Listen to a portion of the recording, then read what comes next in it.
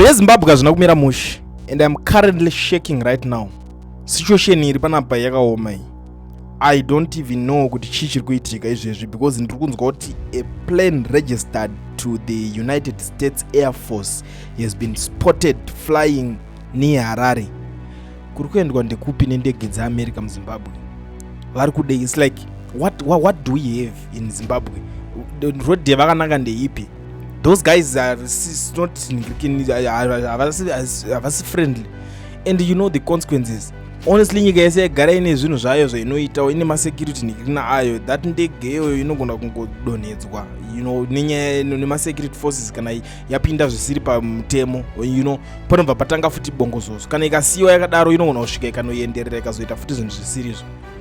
What is going on in Zimbabwe izvezvi? Ndo zvinhu zvatisiri kunzwisisa. A lot ndozviziva, but kuti chichinyazori chii, vari kuenda kupinde kungodarikawo here nemunhingirikini, because zvinhu zvese zvinenge zvichikungodiktwa paradha. Chii ndekupi kwakanangwa? But situation yagara inomira mushe kuZimbabwe kwacho kunenge kuchingodzana mashoko ka pachaoneka kuti saka muchada kuzodii. Recently tiri kuziva kuti Chamisa akadzoka akati ndadzoka mupolitics, ndakuya kuti ndimbotamba politics futi neZANU-PF, because hanzi panguva yese hapana munhu anga achikwanisa kutamba politics neZANU-PF. But after that takazonzwa taura ikandishaya kuti mukomana angoti achingopedza kudaro anga akatobhukirwa tiketi rendege vatobuda muZimbabwe achinodidididi. It's confusing, honestly. That was from taura ikandishaya, and this information ndatanga kusangana nayo paCrime Watch Zimbabwe.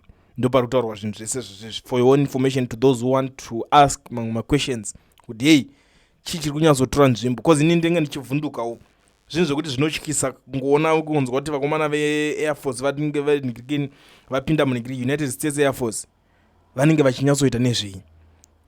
Tiri kuvaziva mushe kuti tarisai zvakaitika kuVenezuela, vakangorekana vangonotora Nicolas Maduro nemukadzi wake, atori padheni pake akatovarairwa asingatozive kuti chii chiri kutonyatsoitika, akatorowa makulayo.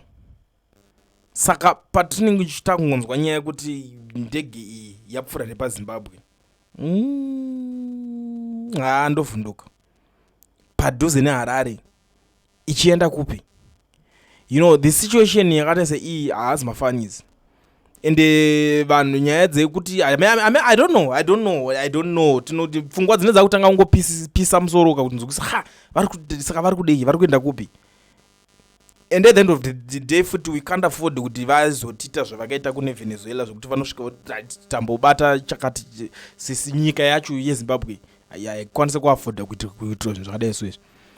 Maningirina aripo ameno kana kuti chero vamwe vanoti but dai zvakadai, but those guys ukaona vanzopinda munyika menyu vanotombosvika vatomboguta like zvavakaita kuti takontrola oiri yekunhingirikini kuti akutoinhingirikina oiri yekuVenezuela.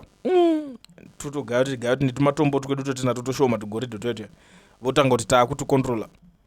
Zvinopera mushere naimi. Ndo zvinhu zviripo paground zviri kuitika.